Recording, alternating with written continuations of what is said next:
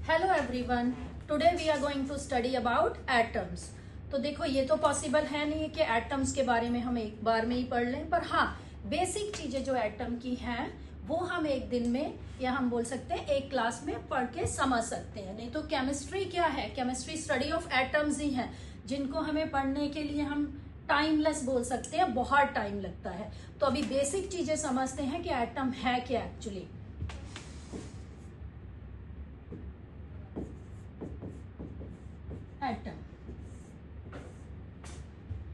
Atom is actually basic unit of matter. Matter के जैसे हमें पता ही है मैटर क्या है, जो भी हमारे आसपास चीजें हैं जिनका कुछ मास है और जो स्पेस ऑक्युपाई करती हैं, जिनका वॉल्यूम है, उसको मैटर बोलते हैं। चाहे वो हम है, चाहे नॉन लिविंग थिंग्स हैं। हम में और नॉन लिविंग थिंग्स में एक ही सिमिलरिटी है कि सारी चीजें एटम से बनी है। हम और नॉन लिविंग थिंग्स किससे बनी है? एटम से। तो एटम एक्चुअली है क्या और नाम ही क्यों है एटम? एटम एक्चुअली ये ग्रीक वर्ड है जिसका मतलब है अनकटेबल। इसका मतलब था, ये पहले ऐसा समझते थे कि एटम जो है that is uncuttable, means it can not be divide into simpler substances. But अब तो हमें पता है कि एटम के सब पार्टिकल्स भी होते हैं, जो हम इस क्लास में पढ़ेंगे, है ना। बट जो नाम दे दिया गया एटम का, वही नाम है अभी भी कि एटम अनकटेबल है अकॉर्डिंग टू प्रीवियस। हम बोलते हैं अकॉर्डिंग टू फिलोसफर, जो फिलोसफर थे उनके अकॉर्डिंग था, पर एक्सपेरिमेंट से ये साबित हो गया था कि एटम भी डिवाइड हो सकता है, उसके सब पार्टिकल्स भी हैं। तो पढ़ते हैं हम एटम के बारे में। एटम एक्चुअली बहुत ही स्मॉल, बहुत ही छोटा है, इतना टाइनी पार्टिकल है कि वी कैन नॉट इमेजिन, हम इमेजिन भी नहीं कर सकते हैं एटम इतना छोटा है। जैसे कि हमारे हेयर की जो एक हेयर की थिकनेस है, उसको बनाने के लिए मिलियंस ऑफ एटम्स ने कंट्रीब्यूट किया है। तो इतने छोटे एटम, बियॉन्ड आवर इमेजिनेशन, हमारी इमेजिनेशन के भी परे हैं एटम्स जो हैं। ठीक है, एटम्स अब हमने बोला कि अभी के एटम क्या है? एटम डिविजिबल है। डिविजिबल है मतलब सब पार्टिकल से बना है, क्योंकि अगर हम कोई भी चीज अगर डिविजिबल नहीं होगी, मतलब कि उसको हम दो पार्ट में डिवाइड नहीं कर सकते हैं। But atom can be divide into different parts. Atom के 3 सब पार्टिकल्स हैं। एटम के 3 सब पार्टिकल्स जो हैं वो हैं प्रोटॉन्स, न्यूट्रॉन्स एंड इलेक्ट्रॉन्स। ये 3 चीजों से मिलके बना है एटम। और आगे हम इनको बोले, अभी स्टडीज में ये भी पता चल गया है कि जो प्रोटॉन और न्यूट्रॉन है वो उनके और आगे, मतलब ये भी सब पार्टिकल से बने हैं, जिनको हम क्वार्क्स बोलते हैं। बट वो अकॉर्डिंग टू हमारी 9th क्लास में उनकी स्टडी नहीं है, even not up to 12th। हमें इन्हीं के बारे में पढ़ना है अभी केमिस्ट्री में, बेसिक केमिस्ट्री में। तो एटम के जो ये सब पार्टिकल्स हैं, ये कहाँ रहते हैं एटम में, कहाँ लाई करते हैं, और ये क्या इलेक्ट्रिकली चार्ज है या अनचार्ज है, अभी हम वो भी देखते हैं। तो अगर हम सबसे पहले बात करें प्रोटॉन्स की, जो प्रोटॉन्स हैं ये एटम के सेंटर में प्रेजेंट होते हैं, जिसको हम बोलते हैं उसका न्यूक्लियस। जैसे बायो में रहता है ना सेल में न्यूक्लियस, यहाँ एटम का न्यूक्लियस है। ठीक है, जिसमें क्या प्रेजेंट होते हैं? प्रोटॉन्स प्रेजेंट होते हैं। अब मैंने यहाँ लिखा है प्रोटॉन के ऊपर पॉजिटिव चार्ज। तो प्रोटॉन्स प्रेजेंट है न्यूक्लियस में and they are carrying positive charge. Electrically वो पॉजिटिव चार्ज के होते हैं। ओके, और जो एटम, एक एटम दूसरे एटम से डिफरेंट है, वो भी किसकी वजह से? प्रोटॉन की वजह से। हमारे पास डिफरेंट टाइप के 118 एलिमेंट्स प्रेजेंट हैं, जिसमें एलिमेंट्स मतलब डिफरेंट टाइप के एटम्स प्रेजेंट है। सारे एटम मिलके एलिमेंट, एक तरह के जब एटम प्रेजेंट होते हैं उसको हम एलिमेंट बोलते हैं। और 118 टाइप के एलिमेंट्स प्रेजेंट हैं, वो एक दूसरे से डिफरेंट क्यों? जैसे आपने सराउंडिंग में ऑब्जर्व किया होगा कि जो आयरन है, अगर हमने बोला है कि सारी चीजें एटम से बनी है, उनमें 3 ये सब पार्टिकल्स हैं, पर एक दूसरे से डिफरेंट क्यों है? आयरन डिफरेंट है गोल्ड से, क्यों? दोनों ही एक दूसरे से डिफरेंट है, इनकी फिजिकल केमिकल प्रॉपर्टीज भी डिफरेंट है। क्यों? क्योंकि इनमें नंबर ऑफ प्रोटॉन्स डिफरेंट है। तो हम अगर बोले कि एलिमेंट की आइडेंटिटी कौन है, प्रोटॉन डिसाइड करता है उसकी आइडेंटिटी, कि वो आयरन होगा, हाइड्रोजन होगा, क्लोरीन होगा, क्या होगा? नंबर ऑफ प्रोटॉन्स डिसाइड करते हैं।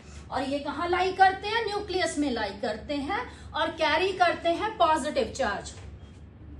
और ये जो पॉजिटिव चार्ज है, ये भी पढ़ेंगे हम, चार्ज क्या होता है ये, ठीक है, और कितना, इसकी यूनिट क्या है, पहले हम इसके बाद जान लेते हैं। प्रोटॉन के बाद क्या आते हैं? इलेक्ट्रॉन्स हैं। किसी भी तरह के एटम में जितने प्रोटॉन होंगे उतने ही इलेक्ट्रॉन होंगे। It means number of proton in an atom always equal to number of electron in an atom. और यहाँ हमने नेगेटिव लिखा है, इलेक्ट्रॉन को रिप्रेजेंट करते हैं ई माइनस से, और ये चार्ज है, इलेक्ट्रॉन्स में चार्ज होता है नेगेटिव। इसका मतलब है प्रोटॉन और इलेक्ट्रॉन में चार्ज है, बट दोनों में अपोजिट चार्ज है। एक पॉजिटिव चार्ज प्रोटॉन्स कैरी करते हैं, इलेक्ट्रॉन्स नेगेटिव चार्ज कैरी करते हैं। और एटम में बराबर होता है नंबर प्रोटॉन्स एंड इलेक्ट्रॉन्स का। और इलेक्ट्रॉन, अब हमने बोला कि जो प्रोटॉन है ये तो न्यूक्लियस में प्रेजेंट है, अब इलेक्ट्रॉन कहाँ प्रेजेंट है एटम में? ये प्रोटॉन अगर न्यूक्लियस में है, जिसको हम पॉजिटिव से रिप्रेजेंट कर देते हैं एटम में, इलेक्ट्रॉन उसके अराउंड रिवॉल्व करते हैं। इमेजिनरी हम इनको पास बोलते हैं, एनर्जी शेल्स भी बोलते हैं, ऑर्बिट्स भी बोलते हैं, जिनमें इलेक्ट्रॉन रिवॉल्व करते हैं। ओके, और इन एनर्जी लेवल्स का एनर्जी फिक्स है, इसकी वजह से इनमें नंबर ऑफ इलेक्ट्रॉन्स कितने प्रेजेंट होंगे दैट इज ऑलवेज फिक्स, ये भी हमेशा फिक्स रहता है। और प्रोटॉन को हम P प्लस से रिप्रेजेंट करते हैं सिंबल, इलेक्ट्रॉन को E माइनस से। अब ये जो चार्ज बोला है हमने प्रोटॉन और इलेक्ट्रॉन में प्रेजेंट है, वो चार्ज कितना होता है? वो चार्ज होता है 1.6 इंटू 10⁻⁻⁻19 कूलम। ये चार्ज है प्रोटॉन और इलेक्ट्रॉन में, बट चार्ज इज अपोजिट। अगर हम प्रोटॉन की बात करें तो प्रोटॉन्स में ये चार्ज है प्लस में, और अगर इलेक्ट्रॉन्स की बात करें, इलेक्ट्रॉन में है ये चार्ज है माइनस में। अब हमने बोला है कि किसी भी एटम में नंबर ऑफ प्रोटॉन्स और इलेक्ट्रॉन बराबर होते हैं। उसका मतलब ये है कि किसी भी एटम में the positive charge as well as negative charge is equal and opposite, so that's why atom is neutral. पर अगर हम बोले, आपने तो बोला कि एक और न्यूट्रॉन भी प्रेजेंट है, तो इलेक्ट्रिकली न्यूट्रल कैसे हो गया? इसलिए क्योंकि जो थर्ड पार्टिकल है न्यूट्रॉन्स जो हैं, इनमें कोई चार्ज प्रेजेंट नहीं होता, दे कैरी नो चार्ज। और अब ये प्रेजेंट कहाँ है? यहां तो जगह ऑक्युपाई कर ली, न्यूक्लियस में प्रोटॉन आ गए, इलेक्ट्रॉन्स रिवॉल्व करें, then neutrons are also present in the nucleus only. ये न्यूक्लियस में ही प्रेजेंट होते हैं, और m नॉट से इनको क्या करते हैं? हम रिप्रेजेंट करते हैं, क्योंकि कोई चार्ज नहीं है, न प्लस लिख सकते हैं न माइनस लिख सकते हैं। अब अगर बोले कि ये कैसे प्रेजेंट रहते हैं, न्यूक्लियस में कैसे प्रेजेंट है, और ये कैसे रिवॉल्व कर लेते हैं न्यूक्लियस के अराउंड इलेक्ट्रॉन्स, तो इसमें फोर्सेस होती हैं, अट्रैक्टिव फोर्सेस भी हैं, कुछ रिपल्सिव फोर्सेस भी हैं, वो भी देख लेते हैं। अब प्रोटॉन और न्यूट्रॉन जो न्यूक्लियस में प्रेजेंट है, प्रोटॉन एंड न्यूट्रॉन, अब हर एक एटम में नंबर ऑफ प्रोटॉन्स डिफरेंट है।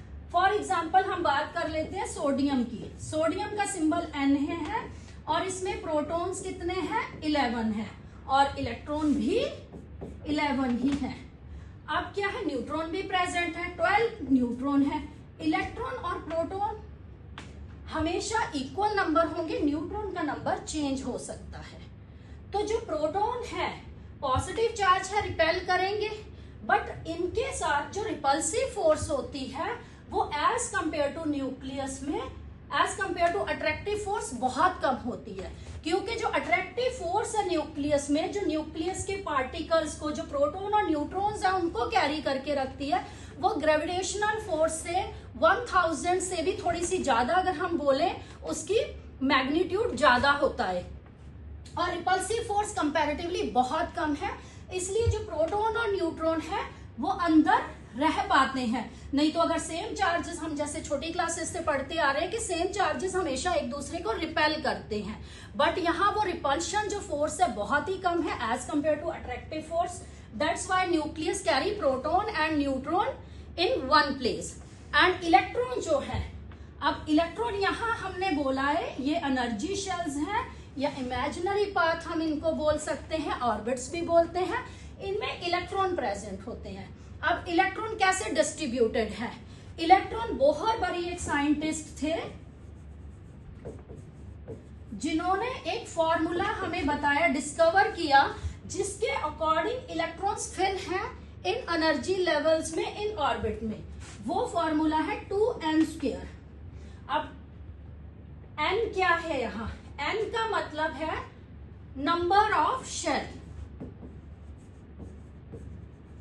Number of shell. अब नंबर ऑफ शेल जो न्यूक्लियस के बिल्कुल पास है, ये शेल, इसको हम नंबर देते हैं 1, n1 है ये। उसके बाद जो है that is n2, like that n3, n4। तो इलेक्ट्रॉन इस फॉर्मूले के अकॉर्डिंग प्रेजेंट होते हैं। क्यों? क्योंकि इनका कुछ एनर्जी लेवल है।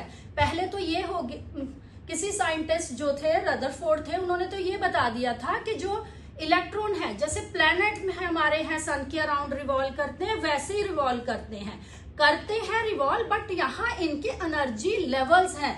अब वहां तो ऐसा कुछ प्लैनेटरी ऑर्बिट्स में ऐसा नहीं रहता है कि उनके कुछ एनर्जी लेवल, बट यहाँ एनर्जी लेवल्स होते हैं उनके। तो नंबर भी डिसाइड है कि कितने, किन एनर्जी लेवल्स में नंबर ऑफ इलेक्ट्रॉन्स क्या रहेगा। तो वो डिस्कवर किया था बोहर एंड बरी ने, जिसको हम बोहर बरी फॉर्मूला बोलते हैं।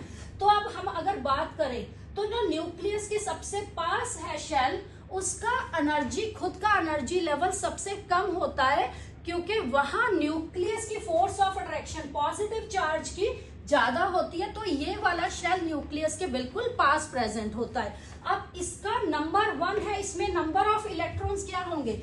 इस शेल के दूसरे नाम भी हैं, जैसे n1 है, k, l, m, n, like that नाम भी हैं। तो अगर हम k शेल की बात करें, k शेल है नंबर 1, इसमें नंबर ऑफ इलेक्ट्रॉन्स कितने होंगे? तो according to the formula 2 × 1² that is 2, means first shell k shell carry करेगा 2 इलेक्ट्रॉन्स, और k के बाद आता है l शेल जो कि सेकेंड नंबर में है, n2 है। तो फॉर्मूले के अकॉर्डिंग उसमें फिल होंगे 8 इलेक्ट्रॉन्स। तो ये l शेल कितने कैरी करेगा? 8 इलेक्ट्रॉन्स कैरी करेगा। ऐसे ही m शेल है, जो m शेल में प्रेजेंट होंगे 18 इलेक्ट्रॉन्स। तो ये 18 इलेक्ट्रॉन्स कैरी करेगा। n फिर ये n3 है, n4 32 इलेक्ट्रॉन्स कैरी करेगा। तो ऐसे फिक्स नंबर है। अब फिलिंग कैसे होती है इलेक्ट्रॉन्स की? अगर हम एक एलिमेंट को लेके चलते हैं, जैसे हमने फर्स्ट एग्जांपल सोडियम की ली थी, जो कि एक मेटल है जिसमें 11 इलेक्ट्रॉन्स एंड 11 प्रोटॉन्स प्रेजेंट है। अब इसमें कैसे इलेक्ट्रॉन प्रेजेंट होंगे? हम अगर बात करें के शेल की, सबसे पहले जो फिलिंग होती है वो के शेल में, फर्स्ट शेल में होगी। उसमें जब इलेक्ट्रॉन पूरे हो जाते हैं तो रेस्ट बाकी वाले जाते हैं नेक्स्ट शेल में, जो कि है 8 इलेक्ट्रॉन। फिर अब बचता है 1, क्योंकि 10 यहाँ पूरे हो गए, तो वो जाएगा नेक्स्ट में। ऐसा कभी नहीं होता कि इसमें 1 फिल हो जाए, इसमें 7 और इसमें 3 चले जाए, नहीं, वो सीरीज वाइज होता है कि पहले शेल में इलेक्ट्रॉन जाएंगे, फिर बाकी नेक्स्ट शेल में जो बचेंगे नेक्स्ट में, ऐसे कंटिन्यू चलता है। Distribution of electron is like this. तो ऐसे डिस्ट्रीब्यूशन होता है।